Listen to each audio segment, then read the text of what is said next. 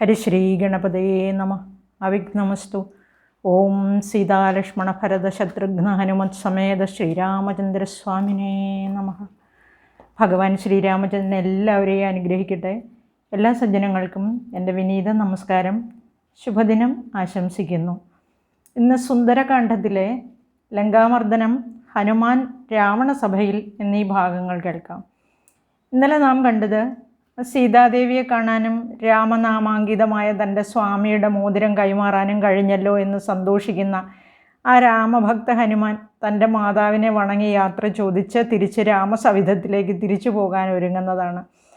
അവിടെ നിന്നും ആ സീതാദേവിയുടെ അടുത്ത് നിന്ന് യാത്ര പറഞ്ഞു പോകുന്ന ഹനുമാൻ ഒരു മരത്തിൻ്റെ മുകളിൽ കയറിയിരുന്ന് ആലോചിക്കാൻ തുടങ്ങി. ഒരു രാജാവിൻ്റെ ദൂതനായിട്ട് ആ രാജാവിൻ്റെ നിയോഗമനുസരിച്ച് ഒരു കാര്യം നിറവേറ്റാനായി വന്നാൽ ആ തടസ്സമില്ലാതെ ആ കാര്യം വിജയകരമായി സാധിച്ചതിന് ശേഷം തൻ്റെ സ്വന്തം സാമർഥ്യത്താൽ മറ്റൊന്നുകൂടി ചെയ്തിട്ട് പോകുന്നതാണ് ഉത്തമനായ ഒരു ദൂതൻ്റെ ധർമ്മം. അതിനായി ദശമുഖനെ, അതായത് രാവണനെ കണ്ട് പറഞ്ഞിട്ട് പോകേണ്ടതുണ്ട്. അതിനെന്തുപായം എന്ന് ചിന്തിച്ച് അങ്ങനെ ഹനുമാൻ തീരുമാനിച്ചു, എന്തെങ്കിലുമൊക്കെ ഒന്ന് ചെയ്യണമെന്ന് വിചാരിച്ചിട്ട് ആ ഉദ്യാനമൊക്കെ, അവിടെയുള്ള മരങ്ങളും ചെടികളും വള്ളിച്ചെടികളും സകലതും ഇങ്ങനെ അടിച്ചു പൊടിക്കാൻ തുടങ്ങി, എല്ലാം നശിപ്പിക്കാൻ തുടങ്ങി. ജാനകിദേവി ഇരിക്കുന്ന ഉദ്യാനത്തിലെ ആ ശിംശുപ വൃക്ഷമൊഴികെ സകല വൃക്ഷലതാദികളും തല്ലി തകർത്ത് കളഞ്ഞു. ആ ഉദ്യാനത്തിലുണ്ടായിരുന്ന മരങ്ങൾ, കുറ്റിച്ചെടികളൊന്നും ബാക്കിയില്ല. ചെറുതും വലുതുമായ എല്ലാം തച്ച് തകർത്തു. ആ മരങ്ങളിൽ വസിച്ചിരുന്ന പക്ഷികളാണെങ്കിൽ പേടിച്ച് പരിഭ്രമിച്ച് പറന്നുയർന്നപ്പോഴുണ്ടായിരുന്ന ആ ശബ്ദം, ഇങ്ങനെ കലപില ശബ്ദം കൊണ്ട് പേടിച്ച് കരയുന്ന ആ ആകാശം മുഖരിതമായി എന്ന് എഴുതിയിരിക്കുകയാണ്. നിമിഷ നേരം കൊണ്ട് ആ പ്രദേശമാകെ കീഴ്മേൽ മറിച്ചു മാരുതി. ബഹളം കേട്ടുണർന്ന രാക്ഷസികൾ നോക്കുമ്പോൾ ഈ രാമദൂതനായിട്ട് വന്ന ഹനുമാൻ, നമുക്കറിയാം, ഒരു ചെറിയ കീടസദൃശനായി ചെറിയ ആകൃതിയിലായിരുന്നു. ആ ആകൃതി ഒന്ന് ഇച്ചിരി വലിപ്പമായിട്ടുണ്ട്. ഇപ്പോൾ ആ മഹാവീര്യ പരാക്രമിയായ വാനരശ്രേഷ്ഠനെ കാണാൻ പറ്റി. അവർ തമ്മിൽ പറയുകയാണ്, ഇതെന്ത് ജീവിയാണ്, അമിത ബലവാനാണ്, ഇടിവെട്ടുന്നത് പോലെയുള്ള ശബ്ദമാണ്, ഇതെന്ത് തരം ജന്തു, എന്തിനിവിടേക്ക് വന്നു? എന്നിട്ട് മൈഥിലിയോട് ചെന്ന് ചോദിക്കും, സുമുഖി, അവൻ നിൻ്റെ അടുത്ത് വന്ന് ഇന്നലെ എന്തോ സംസാരിക്കുന്നുണ്ടായിരുന്നല്ലോ, എന്താണ് പറഞ്ഞത്? രാത്രിയിൽ ഇങ്ങനെ വരുവാൻ കാരണം എന്താണ്? നിന്നോട് അവൻ എന്താ പറഞ്ഞത്? ഇവൻ ആരാണ്? പറയൂ. സീതാദേവി പറഞ്ഞു, ഈ രാക്ഷസന്മാരുടെ മായകൾ അവർക്കല്ലേ അറിയൂ. ഇവനെ അടുത്ത് കണ്ടിട്ട് എനിക്കും വല്ലാതെ ഭയം തോന്നുന്നുണ്ട്. ഈ രാക്ഷസികൾ അത് കേട്ടിട്ട് നേരെ ദശമുഖനോട് ചെന്ന് പറയുകയാണ്, ഒരു വാനരൻ നമ്മുടെ ഉദ്യാനമൊക്കെ തച്ചുടച്ച് കളയുന്നുണ്ട്, അമിത ബലവാനാണ്, പർവ്വതാകാരനാണ്, ഉദ്യാനമൊക്കെ തകർത്ത് കളഞ്ഞിട്ട് യജ്ഞശാലകളും മണിമന്ദിരങ്ങളും എല്ലാം തകർത്തു, നമ്മുടെ ഉദ്യാനം കാക്കുന്ന ആ കാവൽക്കാരെയും കൊന്നു കളഞ്ഞു. ഭൂമിയിൽ ആരെയും അവന് ഭയമില്ല പ്രഭോ, ഭയമില്ലെന്ന് തന്നെയാണ് തോന്നുന്നത്. ഇത് കേട്ട് രാവണൻ രാക്ഷസികളോട് ചോദിക്കുകയാണ്, ഈ ഇരുട്ടത്ത് രാത്രിയിൽ നിർഭയം ഇവിടെ വന്നവൻ നിസ്സാരനല്ല. നിങ്ങളൊരു 100,000 പേർ ആയുധധാരികളായി പോയി അവനെ നേരിടുക എന്ന് പറഞ്ഞ് കുറേ രാക്ഷസന്മാരെ ഈ ഹനുമാനെ നേരിടാൻ വേണ്ടി അയക്കുകയാണ്. ആ പറഞ്ഞതനുസരിച്ച് ഈ രാക്ഷസന്മാർ ആയുധധാരികളായി മാരുതിയുടെ അടുത്തേക്ക് പോകുന്നു. ഇവർ വരുന്നത് കണ്ട മാരുതി ഭൂമി മുഴുവൻ കുലുങ്ങും വണ്ണം അലറി. ആ ശബ്ദം കേട്ട് ഈ ചെന്ന രാക്ഷസന്മാർ ബോധം കെട്ട് വീണെന്നാണ് പറയുന്നത്. ഇങ്ങനെ അങ്ങോട്ടും ഇങ്ങോട്ടും അമ്പും വില്ലും പ്രയോഗിക്കുകയാണ്, ശരങ്ങൾ കൊണ്ട് പെരുമഴ പെയ്യുകയാണ്. ഈ മാരുതി അവസാനം എന്ത് ചെയ്തെന്നറിയാം, ഒരു ഇരുമ്പുലൊക്കെ എടുത്ത് എല്ലാവനെയും അടിച്ചു കൊന്നു. എന്നിട്ട് തിരിച്ച് രാക്ഷസൻ്റെ അടുത്ത് ചെന്ന് കഴിഞ്ഞപ്പോൾ ഇവരെല്ലാവരും മരിച്ചു പോയല്ലോ. അടുത്തത് 5 സേനാധിപന്മാരെ അയച്ചു, അവരെയും മാരുതി കൊന്നൊടുക്കി. അനന്തരം മന്ത്രിപുത്രന്മാരെ അയച്ചു, അവരെയും മാരുതി കൊന്നൊടുക്കി. ഇങ്ങനെ എല്ലാവരും ഓരോരുത്തരായി പോയി മരിച്ചു വീഴുന്നത് കണ്ടപ്പോൾ രാവണന് കുറച്ചൊരു പേടിയും കുറച്ചൊരു ദുഃഖവും ലജ്ജയും അപമാനവും ഒക്കെ, അങ്ങനെ സമ്മിശ്ര വികാരങ്ങൾ തോന്നുകയാണ്. എന്താണ് ചെയ്യേണ്ടതെന്നറിയാതെ, അതായത് ഒരു കൃമി പോലെ ഒരുത്തൻ വന്നിട്ട് ഈ രാക്ഷസന്മാർക്ക് അവനോട് എതിരിടാനാവതില്ലേ? ഈ ലോകത്തിൽ അസുരന്മാരെല്ലാം അവസാനിക്കും ഇവനെ നേരിട്ടാൽ.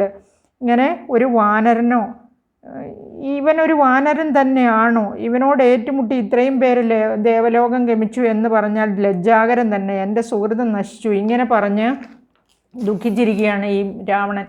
അങ്ങനെ തളർന്നിരിക്കുന്ന രാവണൻ്റെ അടുത്തേക്ക് ഇളയ മകനായ അക്ഷകുമാരൻ ചെന്നിട്ട് വിനയത്തോടെ പറഞ്ഞു, അല്ലയോ പിതാവേ, ഇത് വീരന്മാർക്ക് ചേർന്നതാണോ ഇങ്ങനെ ഈ ദുഃഖഭാവം? ഇനി ഇങ്ങനെ ദുഃഖിച്ചിരിക്കണ്ട, ആ ശത്രുവിനെ നിമിഷ നേരം കൊണ്ട് കൊന്ന് ഞാനിവിടെ കൊണ്ടുവരുന്നുണ്ട് എന്ന് പറഞ്ഞ് പുറപ്പെടുകയാണ്. ഗോപുരവാതിലിന് മുകളിൽ കയറി നിന്ന് ഇങ്ങനെ മാരുതി അക്ഷകുമാരൻ്റെ വരവ് ഇങ്ങനെ കാണുകയാണ്. അക്ഷകുമാരൻ അങ്ങോട്ട് ശരമയച്ച് ആ മാരുതിയുടെ നേരെ ശരമയക്കാൻ തുടങ്ങി. തിരിച്ചും മാരുതി പ്രത്യാക്രമണം നടത്തിക്കുക. കുറച്ച് നേരം അങ്ങോട്ടും ഇങ്ങോട്ടും അമ്പുകൾ കൊണ്ടൊക്കെയുള്ള ആക്രമണം കഴിഞ്ഞപ്പോൾ മാരുതി താഴോട്ട് ചാടി വന്നിട്ട് കയ്യിലിരുന്ന ഈ ഇരുമ്പുലക്ക പോലെയുള്ളൊരു സാധനം കൊണ്ട് ആ അക്ഷകുമാരൻ്റെ തലയ്ക്ക് അടിച്ചു കൊല്ലുക. അക്ഷകുമാരൻ മരിച്ചതറിഞ്ഞപ്പം രാവണന് ദുഃഖം പറഞ്ഞറിയിക്കാൻ പറ്റുമോ? സ്വന്തം മകൻ ഇങ്ങനെ ഇത്രയും പ്രഗത്ഭനായ മകനല്ലേ, പരാക്രമശാലിയായ. വേഗം അടുത്ത മകനായ ഇന്ദ്രജിത്തിനെ കെട്ടിപ്പിടിച്ച് പൊട്ടിക്കരഞ്ഞുകൊണ്ട്, കേൾക്കൂ മകനെ, നിൻ്റെ സഹോദരൻ എത്ര പരാക്രമശാലിയായിരുന്നു, എത്ര ബലവാനായിരുന്നു. ആ ഇന്ദ്രനോട് പോലും ജയിച്ച് പൊരുതാൻ കരുത്തുള്ള അവൻ ആ വാനരൻ്റെ കയ്യാൽ അവൻ മരിച്ചുവല്ലോ. ആ വാനരനെ ഞാൻ വകവരുത്തുന്നുണ്ട് ഇന്ന്. അവനെ കൊന്നിട്ടേ ഇനി നിൻ്റെ അനുജൻ്റെ ഉദയക്രിയ ഞാൻ ചെയ്യുന്നുള്ളൂ എന്ന് പറഞ്ഞ് വേഗം പോകാൻ ഒരുങ്ങിയപ്പോൾ ഇന്ദ്രജിത്ത് അവനെ തടഞ്ഞിട്ട്, അതായത് രാവണനെ തടഞ്ഞിട്ട് പറയുകയാണ് വളരെ അലിവോടുകൂടി, അതായത് മകൻ മരിച്ച ദുഃഖത്തിലാണല്ലോ ഇതൊക്കെ പറയുന്നത്. പിതാവേ, ഇങ്ങനെ ഈ ദുഃഖിക്കാതെ ഈ ശോകമൊക്കെ ഞാൻ മാറ്റിത്തരുന്നുണ്ട്, പരിഭവിക്കാതെ ഇരിക്കുക. അവൻ മരണമില്ലാത്തവൻ തന്നെ. അതായത് ഈ മാരുതിയുടെ കാര്യം പറയുന്നത്, അതിനൊരു സംശയമില്ല. ജീവനിൽ കൊതിയുള്ളവനാണെങ്കിൽ ഇതുപോലെ ലങ്കയിലേക്ക് വരുമായിരുന്നോ? കൊല്ലാൻ പറ്റിയില്ലെങ്കിൽ തന്നെ ഞാൻ അവനെ ബ്രഹ്മാസ്ത്രത്താൽ ബന്ധിച്ചു കൊണ്ടുവന്ന് അങ്ങയുടെ മുമ്പിൽ നിർത്തുന്നുണ്ട്. പണ്ട് ഈ ഇന്ദ്രനോട് വരെ പൊരുജയിച്ച നമ്മോടൊരു വാനരൻ വന്ന് എതിരിട്ടതും അത്ഭുതം തന്നെയാണ്. അവനെ കൊല്ലാൻ കഴിയാതെ വന്നാൽ അത് നമുക്ക് നാണക്കേട് തന്നെ. അവനെ ഞാൻ ഏത് വിധേന എന്തെങ്കിലും നല്ല പ്രവൃത്തി കൊണ്ടോ അതല്ലെങ്കിൽ ദുഷ്പ്രവൃത്തി കൊണ്ടോ അതല്ല എന്തെങ്കിലും കാപട്യം കാണിച്ചോ വളരെ പ്രയാസപ്പെട്ടിട്ടാണെങ്കിലും ഞാൻ അങ്ങയുടെ സമീപത്ത് വരുത്തുന്നുണ്ട്. അത് കഴിഞ്ഞ് അച്ഛനോട് പറയുകയാണ്, ഇപ്പോൾ ഈ വന്നു ചേർന്ന വിപത്തിനെല്ലാം കാരണം അങ്ങ് തന്നെയാണ്. അങ്ങ് ആ സ്ത്രീയെ പിടിച്ചുകൊണ്ട് വന്നില്ലായിരുന്നെങ്കിൽ ഇങ്ങനെ ഒന്നും സംഭവിക്കത്തില്ലായിരുന്നു. മാത്രമല്ല നമുക്ക് എന്തുമാത്രം നഷ്ടമാണ് ഈ വാനര കാരണം സഹിക്കേണ്ടി വന്നത്. അങ്ങ് സന്താപം ഏതുമില്ലാതെ ഏതായാലും സസുഖം ഇവിടെ വാഴുക. ഇങ്ങനെ ഇപ്രകാരം പറഞ്ഞിട്ട് ഇന്ദ്രജിത്ത് തൻ്റെ ആയുധങ്ങളൊക്കെ എടുത്ത് രാവണൻ്റെ അനുമതിയോടുകൂടി ഇങ്ങനെ യുദ്ധത്തിന് പോവുകയാണ്. രഥം, കവച, അമ്പ, വില്ല് ഇവയെല്ലാം എടുത്ത് ആ രാമദൂതനായ വാനരനെ ജയിക്കാൻ പോവുക. അപ്പോൾ അങ്ങനെ ചെല്ലുന്നത് കണ്ട് മാരുതി ഇങ്ങനെ മുകളിലിരുന്ന് ഗരുഡനെ പോലെ ഇങ്ങനെ താഴോട്ട് നോക്കിയിരുന്ന് എല്ലാം കണ്ടുകൊണ്ടിരിക്കുക. ഈ ഇന്ദ്രജിത്ത് ചെല്ലുന്നത് കണ്ടതും ഉടനെ കുതിച്ച് ചാടി ഗർജിക്കുകയാണ്. ഒന്ന് മുകളിലേക്ക് ചാടിയിട്ട് ഗർജിക്കുന്നത് കണ്ടപ്പോൾ ഇങ്ങനെ അതുപോലെ തന്നെ ഇന്ദ്രജിത്തിൻ്റെ ആ ആക്രമണം ഒക്കെ കണ്ടു കഴിഞ്ഞപ്പം രണ്ടുപേർക്കും ഉള്ളിൽ പരസ്പരം ബഹുമാനം തോന്നി. രണ്ടുപേരും ഒറ്റയ്ക്ക് നല്ല പരാക്രമശാലികളാണെന്നുള്ള ബോധം കൊണ്ട് അതെന്ന് തോന്നുന്നു. അങ്ങനെ പരസ്പരം രണ്ടുപേരും പൊരിഞ്ഞ യുദ്ധം നടത്തുകയാണ്. അങ്ങോട്ടും ഇങ്ങോട്ടും അമ്പുകൾ എഴുത്. പക്ഷേ മാരുതിക്കൊന്നും സംഭവിക്കുന്നില്ല. അവസാനം എഴുതിയിരിക്കുന്നത് മാരുതിയുടെ നന്നാലിൽ രോമങ്ങൾ കീറി എന്നാണ് എഴുതിയിരിക്കുന്നത്. അങ്ങനെ ഒന്നും സംഭവിക്കാതെ കടന്നുപോയ ആ സമയത്ത് അവസാനം ഇന്ദ്രജിത്ത് ബ്രഹ്മാസ്ത്രം അയക്കുകയാണ്. ആ ബ്രഹ്മാസ്ത്രം അയച്ചപ്പോൾ അതിനെ വണങ്ങിയിട്ട് മാരുതി ബോധം കെട്ട് ഭൂമിയിൽ വീഴുവാണ്. ആ ബോധം കെട്ട് ഭൂമിയിൽ വീണ മാരുതിയെ ബന്ധിച്ച് പിതാവിൻ്റെ മുമ്പിൽ കൊണ്ടുചെന്ന് വയ്ക്കുകയാണ് ഇന്ദ്രജിത്ത്. വളരെ വലിയ കാര്യമല്ലേ സാധിച്ചിരിക്കുന്നത്. അങ്ങനെ വിജയശ്രീലാളിതനായിട്ട് രാവണൻ്റെ മുമ്പിൽ ചെന്ന് നിന്നപ്പം രാവണനും വലിയ സന്തോഷം തോന്നി. എത്ര പേരെ കൊന്നതാണ്, ഈ രാക്ഷസന്മാരെ എല്ലാം കൊന്നു കഴിഞ്ഞ് അവസാനം തൻ്റെ മകൻ വിജയിച്ചല്ലോ എന്നുള്ള ഒരു സന്തോഷം. പണ്ട് ദേവന്മാർ വരം കൊടുത്തിട്ടുള്ളതിനാൽ ഒരു വിഷമവും മാരുതിക്കുണ്ടായില്ല. മാരുതിക്ക് ആ ശ്രീരാമനാമം ജപിക്കുന്നവർക്ക് അജ്ഞാന നിമിത്തം, അതായത് ചെയ്യുന്ന കർമ്മബന്ധങ്ങൾ ഒഴിഞ്ഞ് ഭക്തി ഉണ്ടായിട്ട് വിശുദ്ധരായി തീരും, എന്നിട്ട് ഹരിപദം പ്രാപിക്കുമെന്നാണല്ലോ. അതായത് രാമനാമം ജപിക്കുന്നവർക്കൊരു നഷ്ടവും ഉണ്ടാവില്ല, അതുപോലെ ഒരു ബന്ധവും ഉണ്ടാവില്ല. ബന്ധനം ഉണ്ടാകുമോ? അതായത് സാംസാരിക ബന്ധം ഏതും ഇല്ലാത്തവർക്ക് ഇങ്ങനെയുള്ള ബന്ധനം സംഭവിക്കുമോ? അല്ലെങ്കിൽ എന്തെങ്കിലും സങ്കടം ഉണ്ടാവുമോ എന്ന് ചോദിക്കുകയാണ്. ഈ രാക്ഷസന്മാരിങ്ങനെ മാരുതിയെ കയറും കൊണ്ട് കെട്ടിയിട്ടിരിക്കുന്നത് കണ്ടിങ്ങനെ ഓരോരുത്തരായിട്ട് ഈ അത്ഭുത ജീവിയെ കാണാൻ വേണ്ടി വരികയാണ്. എല്ലാവരും വന്ന് കൂടി നിൽക്കുന്നു. ഈ ബ്രഹ്മാസ്ത്രം കൊണ്ടുള്ള ബന്ധനം എപ്പോഴേ അഴിഞ്ഞു പോയി എന്നാണ്. അത് കഴിഞ്ഞിട്ട് ആ വേർപെട്ട് പോയി കഴിഞ്ഞു. പക്ഷേ മാരുതി ഇങ്ങനെ കയറുകൊണ്ട് കെട്ടിയിട്ടിരിക്കുന്നത് കൊണ്ട് ബദ്ധനാണെന്നുള്ള ഭാവത്തിൽ, ഞാൻ ഇങ്ങനെ എന്നെ കെട്ടിയിട്ടിരിക്കുന്നത് കൊണ്ട് എനിക്ക് ബുദ്ധിമുട്ടുണ്ടെന്നുള്ള ഭാവത്തിൽ അവനങ്ങനെ കിടക്കുകയാണ്. പക്ഷെ നമുക്കറിയാം ആകാരം വലുതാക്കാനും ചെറുതാക്കാനും പറ്റുന്ന ആ വീരന് മാരുതിക്ക് ആ ബന്ധനം വേർപെടുത്തി രക്ഷപ്പെടാവുന്നതേ ഉള്ളൂ. പക്ഷേ മാരുതി അനങ്ങാതെ കിടന്നു. അതീവ കൗതുകത്തോടെ ഇങ്ങനെ എല്ലാവരും നോക്കി നിൽക്കുവാണ്, ഇവനാണോ ഈ പരാക്രമം എല്ലാം കാണിച്ചത് എന്നറിയാനായിട്ട്. അങ്ങനെ നോക്കി നിൽക്കുമ്പോൾ വേഗം ഈ ഇങ്ങനെ അത് കഴിഞ്ഞിട്ടുള്ള ഭാഗം എന്തെന്ന്, ഹനുമാൻ രാവണ സഭയിൽ എന്നുള്ളതാണ്. ഇനി വിചാരണ നടത്തണമല്ലോ ഈ മാരുതിയെ. അങ്ങനെ മാരുതിയെ ബന്ധിച്ച് പിതാവിൻ്റെ മുമ്പിൽ വെച്ചിട്ട് ഇന്ദ്രജിത്ത് ഇപ്പോൾ വന്ന് പറയുകയാണ്, അനേകം രാക്ഷസന്മാരെ വധിച്ച ഇവൻ നിസ്സാരക്കാരനല്ല, വിരിഞ്ചാസ്ത്രം അയച്ചാണ്, അതായത് ബ്രഹ്മാസ്ത്രം അയച്ചാണ് ഞാനിവനെ ബന്ധിച്ചത്. മന്ത്രിമാരുമായി ആലോചിച്ച് അങ്ങ് ഇവനെ കാലപുരിക്ക് അയച്ചാലും ഇവൻ ഈ വാനരശ്രേഷ്ഠൻ ശത്രുവർഗത്തിൻ്റെ എല്ലാ അന്തകൻ തന്നെയാണ് എന്ന് പറയുകയാണ് ഇന്ദ്രജിത്ത്. രാവണൻ വേഗം ഈ രാവണൻ പ്രഹസ്തനോട് ഇവനിവിടെ വരുവാൻ കാരണമെന്ത്, എവിടെ നിന്ന് വരുന്നു, ആരുടെ ദൂതൻ, ഉപവനവും അത് കാക്കുന്ന കാവൽക്കാരെ എന്തിനു കൊന്നു, മറ്റു രാക്ഷസന്മാരെ എന്തിനാണ് കൊന്നത്, ഈ ഉപവനം നശിപ്പിച്ചത് എന്തിനാണ്, എല്ലാം ഇവനോട് ചോദിച്ചറിയുക എന്ന് പറഞ്ഞു. ഈ പ്രഹസ്തൻ രാവണൻ്റെ അമ്മാവനാണ് കേട്ടോ. രാവണൻ്റെ അമ്മ കൈകസിയുടെ സഹോദരനാണ് പ്രഹസ്തൻ, സുമാലിയുടെ മകൻ. അങ്ങനെ സുമാലിയുടെ മകളുടെ മകനാണ് രാവണൻ. അങ്ങനെ ആ പ്രഹസ്തൻ വിനയത്തോടെ വാനരനോട് പറയുകയാണ്, അതായത് മാരുതിയോട് പറയുകയാണ് വളരെ വിനയത്തോടെ, പറയൂ വാനര, നിന്നെ ആരയച്ചതാണ്? ഈ രാജാവിൻ്റെ മുമ്പിൽ ഇങ്ങനെ പരമാർത്ഥം പറയുകയാണെങ്കിൽ നിന്നെ വെറുതെ വിടുന്നുണ്ട്. അല്പം പോലും നീ ഭയക്കേണ്ട. ഈ രാവണസഭ എന്ന് വെച്ചാൽ ബ്രഹ്മസഭയ്ക്ക് ഒക്കുന്നതാണ്. അതായത് ഇവിടെ നീതി മാത്രമേ നടപ്പാക്കൂ. അതായത് ബ്രഹ്മാവിൻ്റെ സഭയ്ക്ക് തുല്യമാണിത്. അസത്യ പ്രസ്താവനയൊന്നും ഇവിടെയില്ല, അധർമ്മവും ഇവിടെയില്ല. അതുപോലെ തന്നെ ഈ ലങ്കാപുരി എന്ന് പറഞ്ഞാൽ ഏറ്റവും കീർത്തി കേട്ട സഭയാണിത് എന്ന് പറഞ്ഞിട്ട് ചോദിക്കുകയാണ്. എല്ലാം കേട്ടിട്ട് മനസ്സിൽ ഇങ്ങനെ രഘുകുലോത്തമനെ വിചാരിച്ചുകൊണ്ട് രാമനാമം ജപിച്ചുകൊണ്ട് മന്ദഹാസത്തോടെ മാരുതി പറഞ്ഞു, ഞാനെല്ലാം വിശദമായും സ്ഫുടമായും പറയുന്നുണ്ട്, കേൾക്കൂ ജളപ്രഭോ. ജളൻ എന്ന് പറഞ്ഞാൽ അറിയാം, നാണമില്ലാത്തവൻ എന്നാണ്. അങ്ങനെ ഒരു ഗുണമില്ലാത്തവനെയാണ് ജളപ്രഭോ, അതായത് നീതിയും ധർമ്മവും ഒന്നുമില്ലാതെ എന്തും ചെയ്യുന്ന. അങ്ങനെ പറഞ്ഞിട്ട് പറയാണ്, ഇന്ദ്രാദി ദേവകൾ വരെ പൂജിക്കുന്ന ആ ശ്രീരാമസ്വാമിയുടെ ദൂതനാണ് ഞാൻ. തൻ്റെ പിതാവിൻ്റെ വാക്കിനെ പാലിക്കാൻ, സത്യം പരിപാലിക്കാൻ കാട്ടിലേക്ക് ഭാര്യയോടും സഹോദരനോടുമൊപ്പം വന്ന ആ സ്വാമിയുടെ പത്നിയെ നീ കട്ടുകൊണ്ടു പോന്നില്ലേ? നിന്റെ മരണകാരണം ഇത് തന്നെയാകും എന്നത് ബ്രഹ്മാവിനാൽ വിധിക്കപ്പെട്ടത് തന്നെയാണ്. എൻ്റെ സ്വാമിയും സോദരനും ദുഃഖിതരായ മതങ്കാശ്രമത്തിൽ പോയപ്പോൾ അവിടെ വെച്ച് സുഗ്രീവൻ, അതായത് അർക്കാത്മജനായ സുഗ്രീവനുമായിട്ട് അഗ്നിസാക്ഷിയായി സഖ്യം ചെയ്തിട്ട് ആ ഇന്ദ്രാത്മജനായ ബാലിയെ, ഇന്ദ്രൻ്റെ മകനാണല്ലോ ബാലി, അപ്പം ബാലിയെ ഒറ്റ അമ്പിനാൽ കൊന്നു. എന്നിട്ട് അർക്കാത്മജനായ സുഗ്രീവന് കിഷ്കിന്ധയും നൽകി. അതിന് പകരമായിട്ട് ആ സുഗ്രീവൻ സീതാന്വേഷണത്തിനായി ഓരോ ദിക്കിലേക്കും ഓരോ ലക്ഷം കവികളെ അയച്ചു. അങ്ങനെ അയച്ചവരിൽ ഒരുവനായ ഞാൻ ഇവിടെ വന്ന് എൻ്റെ സ്വാമിനിയായ മാതാവിനെ കണ്ടു. ഇനി ഉപവനം തകർത്തത് എന്തിനാണെന്ന് അതിനുള്ള ഉത്തരം പറയാം. അത് ഞങ്ങൾ ഈ കുരങ്ങന്മാരുടെ ഒരു ജന്മസഹജമായ സ്വഭാവം തന്നെ എന്നറിയുക. ഇനി ദശവദന, രാവണ, നിൻ്റെ ഭൃത്യന്മാരെ വധിച്ചത് അത് ഞാൻ ആത്മരക്ഷാർത്ഥം ചെയ്തതാണ്. അവർ എന്നെ ആക്രമിച്ചു, ഞാനും തിരിച്ചാക്രമിച്ചു. 10, 100, 1000 വയസ്സായാലും ഇനി ജീർണിച്ചതായാലും ആത്മാവിന് പ്രിയം, അതായത് ദേഹിക്ക് പ്രിയം ദേഹം തന്നെ എന്നറിയുക. ആത്മാവ് നിലനിൽക്കണമെങ്കിൽ ദേഹം വേണ്ടേ? അതുകൊണ്ട് ഞാൻ എൻ്റെ പ്രാണരക്ഷയ്ക്കായിട്ട് അവരെല്ലാം കൊന്നു. പിന്നെ നിൻ്റെ മകൻ ബ്രഹ്മാസ്ത്രം അയച്ചപ്പോൾ ഞാനൊന്ന് മയങ്ങി എന്നത് നേരാണ്. പക്ഷേ എൻ്റെ ഈ ശരീരത്തിൽ ഒരു പോറൽ പോലും ഏറ്റില്ല, എനിക്കൊന്നും സംഭവിക്കില്ല, അതെനിക്കറിയാം. ഞാൻ ബദ്ധനാണെന്ന ഭാവത്തിൽ വന്നിരിക്കുകയാണ്. അതിന് കാരണവും ഞാൻ പറയാം. ഈ അജ്ഞാനികളായവർക്ക് ജ്ഞാനം ഉണ്ടാക്കേണ്ടത് അറിവുള്ളവരുടെ ധർമ്മമാണ്. ഇവിടെ അറിവുള്ളവർ മാരുതിയും അറിവില്ലാത്തവൻ അതുപോലെ രാവണനുമാണ്. ഭവാൻ മോഹമാകുന്ന മഹാസമുദ്രത്തിൽ വീണ് കിടക്കുകയാണ്. അങ്ങനെയുള്ള ഭവാൻ ഭവാന് ആത്മജ്ഞാനോപദേശം നൽകി മോക്ഷമാർഗം ഉപദേശിക്കുന്നതും ധർമ്മമാണ്. നീ ഈ രാക്ഷസ പ്രവൃത്തിയെ ഉപേക്ഷിച്ച്, അതായത് ദ്രോഹബുദ്ധിയൊക്കെ ഉപേക്ഷിച്ച് ദൈവികമായ വഴി സ്വീകരിക്കുക. അത് ജനന മരണ ഭയമൊന്നുമില്ലാതെ, സാംസാരിക മോഹങ്ങളൊന്നുമില്ലാതെ അതിനെയെല്ലാം നശിപ്പിക്കുന്നതാണ് എന്നറിയുക. ആ പരമാത്മബോധം നിന്നിലുണ്ടാകാൻ വേണ്ടിയാണ് ഞാനിത് പറയുന്നത്. ഉത്തമന്മാരിൽ ഉത്തമന്മാരുടെ കുലത്തിലാണല്ലോ നീ ജനിച്ചത്.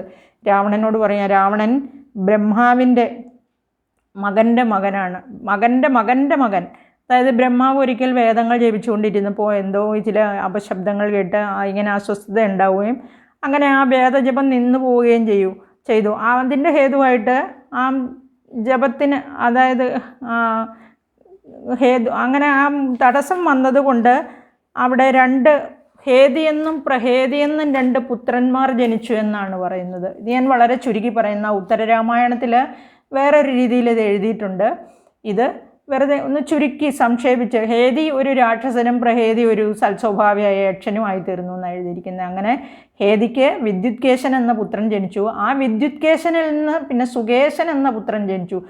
ഈ വിദ്യുത്കേശൻ ഒരു അതായത് ഗന്ധർവ കന്യകയെ കല്യാണം കഴിച്ച് അവരിങ്ങനെ വളരെ സന്തോഷത്തോടെ ഇങ്ങനെ നടന്നു പോകുമ്പോൾ, മന്ദരപർവ്വതത്തിൻ്റെ അരികിൽ കൂടെ നടന്നു പോകുമ്പോൾ പെട്ടെന്ന് ഇവൾക്ക് പ്രസവവേദന ഉണ്ടായി. സുകേശൻ ജന്മം കൊടുത്തു. ഈ ജന്മം കൊടുത്തിട്ട് ആ കുഞ്ഞിനെ അവിടെ തന്നെ ഉപേക്ഷിച്ചിട്ട് പോവുമായിരുന്നു. കൊണ്ടുപോയില്ല കൂടെ ഇവർ രണ്ടുപേരും, വിദ്യുത്കേശനും ഈ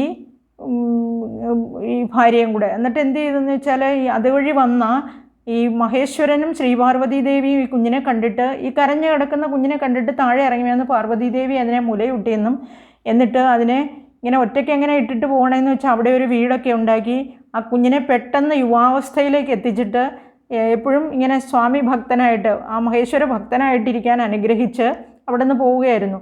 അങ്ങനെ ആ സുകേശന് പിന്നെ ഉണ്ടായ മക്കളാണ് 3 പുത്രന്മാരുണ്ടായി. അവരാണ് മാല്യവാൻ, മാലി, സുമാലി. അവർ 3 പേരും ബ്രഹ്മാവിനെ തപസ് ചെയ്ത് പ്രീതിപ്പെടുത്തി വരങ്ങൾ വാങ്ങി വളരെയധികം ശക്തിശാലികളായി മാറുകയും ചെയ്തു. ഇവർ ദേവന്മാരെ ആക്രമിച്ച് അവരുടെ കയ്യിൽ നിന്ന് ലങ്ക തട്ടിയെടുത്തു. അനന്തരം അവർ 3 ലോകങ്ങളിലുള്ളവരെയും ആക്രമിക്കാൻ തുടങ്ങി. അങ്ങനെ ഇവരുടെ ഈ ആക്രമണങ്ങളിൽ നിന്ന് രക്ഷ നേടാനായിട്ട് അവർ ഈ ദേവന്മാർ ശിവനെ സമീപിച്ചു. ആ ശിവൻ അവരെ നേരെ മഹാവിഷ്ണുവിൻ്റെ അടുത്തേക്ക് അയച്ചു. അതെന്താണെന്ന് ചോദിച്ചാൽ, സുകേശൻ മഹേശ്വരനാൽ സംരക്ഷിക്കപ്പെടുന്നവനാണ്, ശ്രീപാർവതിയാലും മഹേശ്വരനാലും. അതുകൊണ്ടാണ് സുകേശനെ ഒന്നും ചെയ്യാതെ മഹാവിഷ്ണുവിൻ്റെ അടുത്തേക്ക് അയച്ചത്. ആ വിഷ്ണു ഈ രാക്ഷസന്മാരോട് യുദ്ധം ചെയ്ത് അവരെ ലങ്കയിൽ നിന്ന് ഓടിച്ചു എന്ന് മാത്രമല്ല, ഈ സുദർശന ചക്രം ഉപയോഗിച്ച് ആ ലങ്കയിൽ നിന്ന് ഒന്നൊന്നായിട്ട് എല്ലാ രാക്ഷസന്മാരെയും ഓടിച്ചു. അങ്ങനെ മാല്യവാനും മാലിയും സുമാലിയും രസാതലത്തിൽ പോയി ഒളിച്ചു എന്നാണ് പറയപ്പെടുന്നത്. നമുക്കറിയാം, ഈ കുബേരനാണ് ധനത്തിൻ്റെ അധിപതി അല്ലേ. കുബേരൻ ഈ ലങ്കയുടെ ആധിപത്യം തനിക്ക് ലഭിക്കാൻ വേണ്ടി 500 ദിവ്യ വർഷങ്ങൾ തപസ് ചെയ്തു എന്നാണ്. ഇപ്പോൾ അവിടെ ലങ്കയിൽ ആരുമില്ലല്ലോ, അതുകൊണ്ട് അങ്ങനെ അവസാനം ലങ്കയുടെയും യക്ഷന്മാരുടെയും ഒക്കെ അധിപനായി മാറി കുബേരൻ. അനേകകാലം കുബേരൻ ലങ്ക ഭരിച്ചു.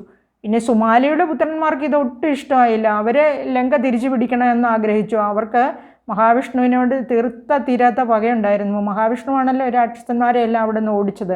അങ്ങനെ ലങ്കയിൽ നിന്ന് ഓടിച്ചതിനാൽ അവരൊരു പ്ലാൻ തയ്യാറാക്കി. അവർ സുമാലിയുടെ മകളായ കൈകസിയെ ശക്തിശാലിയായ വിശ്രവസ് എന്ന മഹർഷിക്ക് വിവാഹം ചെയ്തു കൊടുത്തു. അതായത് ബ്രഹ്മാവിൻ്റെ മകൻ വിശ്രവസിൻ്റെ മകൻ പുലസ്ത്യൻ്റെ അങ്ങനെയാണ് ആ ഓർഡർ എന്നാണ് തോന്നുന്നത്. അവർക്ക് 4 മക്കളായിരുന്നു, രാവണ, കുംഭകർണ, വിഭീഷണന്മാരും ശൂർപ്പണഖ എന്ന പുത്രിയും. ഈ രാവണൻ ബ്രഹ്മാവിനെ തപസ് ചെയ്ത് അത്ഭുതകരമായ വരങ്ങളൊക്കെ കൈവരിച്ചു. അതായത് 50,000 വർഷങ്ങൾ തപസ് ചെയ്തു എന്നാണ് പറയുന്നത്. എന്നിട്ടും ബ്രഹ്മാവ് പ്രത്യക്ഷപ്പെട്ടില്ല. അപ്പോൾ ഓരോ 10 തലയോടുകൂടിയാണ് ജനിച്ചത്. ആ ഓരോ തല വീതം, ഓരോ 1000 ആണ്ട് കഴിഞ്ഞപ്പോഴും ഓരോ തല വീതം അറുത്തിങ്ങനെ അഗ്നിയിൽ ഹോമിച്ചു. അങ്ങനെ 50,000 വർഷങ്ങൾ കഴിഞ്ഞ് അവസാനത്തെ തലയിറക്കാൻ തുടങ്ങിയപ്പോൾ ബ്രഹ്മാവ് വന്ന് തടഞ്ഞിട്ട് വരം കൊടുക്കുകയാണ് ചെയ്തത്. അത് കുംഭകർണനും തപസ് ചെയ്തു. ആ കുംഭകർണന് വരം കൊടുക്കാൻ നേരത്ത് ദേവന്മാരെല്ലാം കൂടെ ബ്രഹ്മാവിനോട് അപേക്ഷിച്ചു, ഇങ്ങനെ ഇവർക്കെല്ലാം ഒരേപോലെ വരം കൊടുത്താൽ ദേവന്മാർക്ക് കഷ്ടമാവില്ലേ. അതുകൊണ്ട് ബ്രഹ്മാവ് സരസ്വതീദേവിയോട് പറഞ്ഞു, ഈ കുംഭകർണന് നാവിന്മേൽ വന്നിരുന്ന് എന്തെങ്കിലും കുഴപ്പം കാണിക്കണമെന്ന് പറഞ്ഞു. അങ്ങനെയാണ് നിർദേവത്വം എന്നുള്ള വാക്ക് ഉച്ചരിച്ചപ്പോൾ നിദ്രാവത്വം എന്നായിപ്പോയി. നിദ്ര ഉറക്കമാണല്ലോ. അങ്ങനെയാണ് കുംഭകർണൻ ഉറങ്ങാൻ തുടങ്ങിയത്. ഈ ലങ്കയിൽ രാവണൻ നല്ല ഒരു സൗകര്യമൊക്കെ ചെയ്തു കൊടുത്തു, ഒരറ തന്നെ ഉണ്ടാക്കി കൊടുത്തു എപ്പോഴും കുംഭകർണൻ ഉറങ്ങാനായിട്ട്. പക്ഷെ പിന്നീട് ഇത് കണ്ട് കഷ്ടം തോന്നി അവർ വീണ്ടും ബ്രഹ്മാവിനെ വിളിച്ചപേക്ഷിച്ചാണ് 6 മാസം ഉറക്കവും 6 മാസം ഉണർവുമായിട്ട് മാറുന്നത്. ഇങ്ങനെ ഈ രാവണൻ്റെ ഉത്ഭവം അങ്ങനെയാണ്. അതായത് ഈ നല്ല കുലത്തിൽ ജനിച്ചവനാണല്ലോ അങ്ങ് എന്ന് പറഞ്ഞത് അതുകൊണ്ടാണ്. ആ ബ്രഹ്മാവിൻ്റെ മകൻ്റെ മകനായിട്ട് ജനിച്ചിട്ടും നിനക്ക് ഈ ദ്രോഹബുദ്ധിയാണല്ലോ എന്ന് പറഞ്ഞതിൻ്റെ അർത്ഥം അതാണ്. ഈ വെറുതെ എന്തിനാണ് നീ ഇങ്ങനെ ദ്രോഹബുദ്ധി കാണിച്ച് രാക്ഷസീയമായിട്ട് ജീവിക്കുന്നത്? നിനക്ക് ഭഗവാനെ ശരണം പ്രാപിക്കാൻ പാടില്ലേ എന്ന് ഹനുമാൻ ചോദിക്കുകയാണ്. അങ്ങനെ ചോദിച്ചിട്ട് വീണ്ടും ഹനുമാൻ തുടങ്ങുകയാണ് ഈ ദുഃഖം തീർക്കാനായിട്ട്. അതായത് നിൻ്റെ ഈ ദ്രോഹബുദ്ധി കളഞ്ഞിട്ട് നീ ഭഗവാനിൽ ശരണം പ്രാപിക്കുക.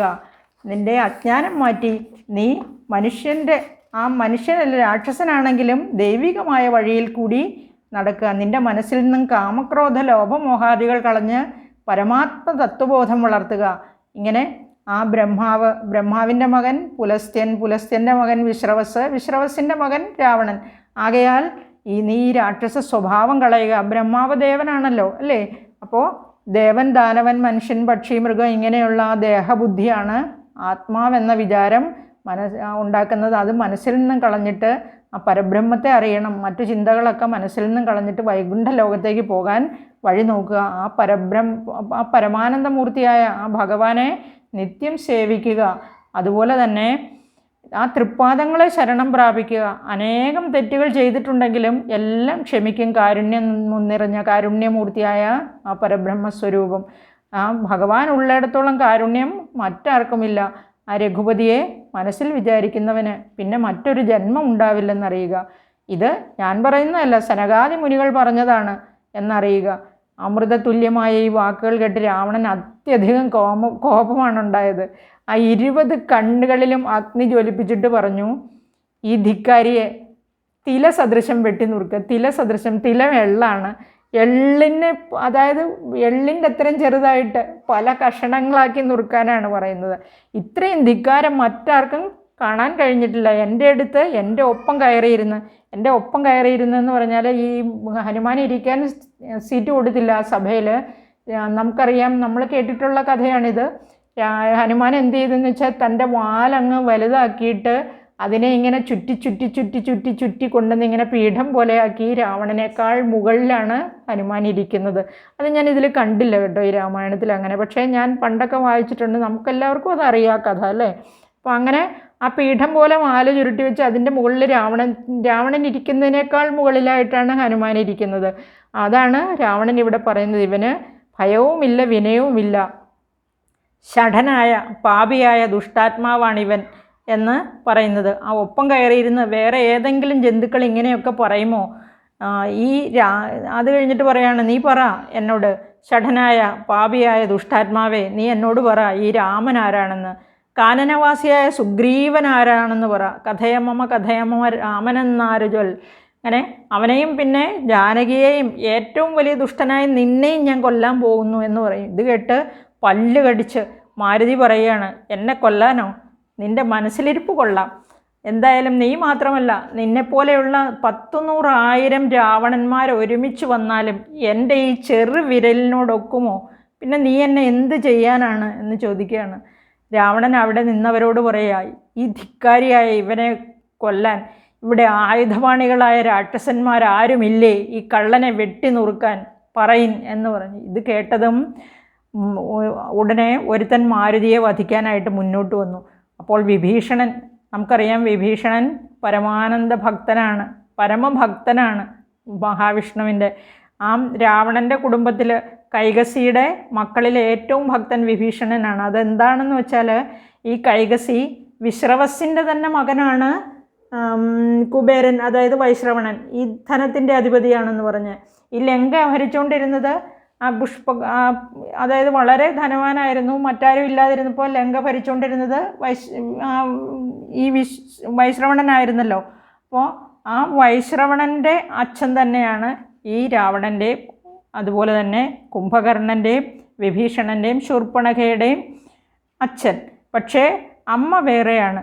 ഈ അമ്മ കൈകസിയായത് ഒരു കഥയാണ്. കൈകസി ഈ സുമാലി കൈകസിയോട് പറയുകയാണ്, നമുക്ക് പണ്ടത്തെ അവസ്ഥയിലേക്ക് എത്തണം. അതുപോലെ തന്നെ ഈ വൈശ്രവണൻ ഒരുപാട് ധനത്തിൻ്റെ അധിപതിയായിട്ട് വളരെ ഐശ്വര്യസമ്പൂർണ്ണമായിട്ട് ജീവിക്കുകയാണ്, പുഷ്പക വിമാനമൊക്കെ ആയിട്ട്. അത് കണ്ടിട്ട് ഒരു ദിവസം അച്ഛനെ കാണാനായിട്ട് പോകുന്ന ഈ വൈശ്രവണനെ കണ്ടിട്ടാണ് സുമാലി പറയുന്നത്, നമുക്കും ഇങ്ങനെയൊക്കെ ആവണ്ടേ, അതുകൊണ്ട് നീ വിചാരിച്ചാൽ കാര്യം നടക്കും എന്ന് പറഞ്ഞ് ഈ മഹർഷിയുടെ അടുത്തേക്ക്, വിശ്രവസിൻ്റെ അടുത്തേക്ക് പറഞ്ഞു വിടുവാണ് കൈകസിയെ. എന്നിട്ട് ഒരു സന്ധ്യാവേളയിലാണ് ഈ കൈകസി ചെന്ന് പറയുന്നത്, അതായത് സന്തതി ദേഹി ദേഹീതി എന്ന് പറയും. ദേഹി ദേഹി തന്നാലും, എനിക്ക് സന്താനത്തെ തന്നാലും എന്ന് പറയും. ഇങ്ങനെ ഈ സന്ധ്യാവേളയിൽ 2 പ്രാവശ്യം പറഞ്ഞതുകൊണ്ട് ദുഷ്ടന്മാരും ക്രൂരന്മാരുമായ 2 മക്കളുണ്ടാകും എന്ന് അപ്പോൾ തന്നെ പറഞ്ഞു.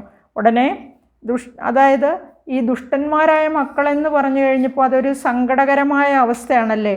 അത് കഴിഞ്ഞ് മഹർഷി തന്നെ പറയുകയാണ്, നീ സങ്കടപ്പെടണ്ട, 3ാമതുണ്ടാകുന്ന മകൻ വളരെ മര്യാദക്കാരനും അതുപോലെ ഭക്തനും ഒരുപാട് ദീർഘായുസ്സുള്ളവനുമായിരിക്കും എന്ന് മഹർഷി തന്നെ പറയുകയാണ്. അങ്ങനെ ആ 3ാമതുണ്ടാകുന്ന മകനാണ് വിഭീഷണൻ. ഈ രാവണൻ തപസ് ചെയ്ത കൂട്ടത്തിൽ വിഭീഷണനും തപസ് ചെയ്തു. കുംഭകർണൻ്റെയും രാവണൻ്റെയും കൂടെ വിഭീഷണനും തപസ് ചെയ്തു. ബ്രഹ്മാവ് പ്രത്യക്ഷപ്പെട്ട് വരം ചോദിച്ചപ്പോൾ വിഭീഷണൻ പറഞ്ഞത്, എനിക്ക് വേറൊന്നും വേണ്ട, എനിക്ക് ഭഗവാനെ ഭജിച്ച് ആ ദീർഘകാലം ചിരകാലം ഈ രാമനാമം മനസ്സിൽ ഭഗവത് രൂപം ധ്യാനിച്ച് എനിക്ക് കഴിഞ്ഞാൽ മതി, മറ്റൊന്നും എനിക്ക് ആഗ്രഹമില്ല എന്നാണ് പറഞ്ഞത്. അങ്ങനെ ആകട്ടെ എന്ന് വിഭീഷണൻ അനുഗ്രഹവും കൊടുക്കും. ആ വിഭീഷണനാണ് ഇപ്പോൾ പറഞ്ഞത്, അരുതരുത്, ഇവിടെ വന്ന് ഈ വാനരനെ വെട്ടി നുറുക്കിയാൽ ഇവനെ അയച്ച ആ രാഘവൻ എങ്ങനെ അറിയും ഇവനെ കൊന്നു എന്നുള്ളത്? അതുകൊണ്ട് ഇവനെ നല്ലൊരു അടയാളം ഉണ്ടാക്കി അങ്ങോട്ടേക്ക് അയച്ചാൽ മതി. അതാണ് രാജാക്കന്മാർക്ക് ചേർന്ന പ്രവൃത്തി, അല്ലാതെ ഇവനെ വധിക്കുന്നത് ഒട്ടും ഉചിതമല്ല, അത് രാജധർമ്മത്തിന് ചേർന്നതുമല്ല എന്ന് പറഞ്ഞു. അപ്പോൾ ആ രാജസഭയിലുണ്ടായിരുന്ന, ആ രാവണൻ്റെ രാജസസ്സിലുണ്ടായിരുന്ന എല്ലാവരും അങ്ങനെ തന്നെ ചെയ്യുന്നതാണ് ഉചിതം, അതാണ് ധർമ്മം എന്ന് വിഭീഷണൻ്റെ വാക്കുകളോട് യോജിക്കുകയാണ്. അങ്ങനെ നമുക്ക് ഇന്നത്തെ 23ാം ദിവസത്തെ കഥ ഇവിടെ തീർക്കാം. ഏതായാലും ശ്രീരാമദൂതനായ മാരുതിയെ തൽക്കാലം വധിക്കേണ്ടെന്ന് അവർ തീരുമാനിച്ചു. ഇനി അവരെന്തടയാളമാണ് ഉണ്ടാക്കുക എന്ന് നമുക്ക് നാളെ നോക്കാം. മാരുതി കുരങ്ങന്മാരുടെ സഹജമായ രീതിയിൽ എങ്ങനെ പ്രതികരിക്കും എന്നും നോക്കാം. നമുക്ക് ബാക്കി ഭാഗത്തിനായി നാളേക്ക് വേണ്ടി കാത്തിരിക്കുക. നന്ദി, നമസ്കാരം. സന്തോഷവും സമാധാനവും നിറഞ്ഞ ഒരു ദിനം ആശംസിക്കുന്നു. എല്ലാവർക്കും നന്മ വരട്ടെ.